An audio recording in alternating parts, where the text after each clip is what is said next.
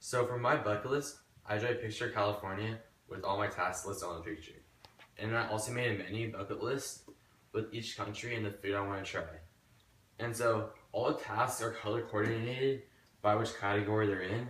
And the blue category is spiritual growth, purple is intellectual and spiritual growth, and pink is just intellectual growth, and then brown is service to the community.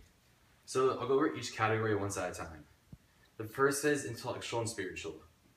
All these tasks in the category are in it just because I feel like if I completed it, I'll gain knowledge and happiness from it. So my first two are to visit Portugal and Italy.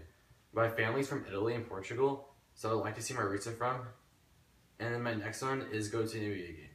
I'm not much of a basketball fan, but I always want to try new things. And then my next one is the kayak to Vancouver Islands. I always love to go kayaking, and the Vancouver Islands is just a popular place for them. And then fencing is the next thing I want to try. I always like to try new sports, and fencing is the next one I want to do. And scuba diving. Scuba diving, I want to go to the Carmel Islands and try scuba diving. It's something that just sounds interesting to me. And then I want to go hang gliding. There's not really anywhere I want to go, but I just want to try it for the thrill of it. And then the next one is to go to a World Cup game. I'm not much of a soccer fan, but I am a big fan of the World Cup. My next one is Mardi Gras. My dad lived in New Orleans for 8 years, so he tells me of all these stories when he went to Mardi Gras, and it's just something I wanted to experience. And the next is Burning Man. Me and my friends are planning on going on a trip after we graduate to Burning Man, since it's a festival during the school year, and it's just something I feel like I could get a lot from.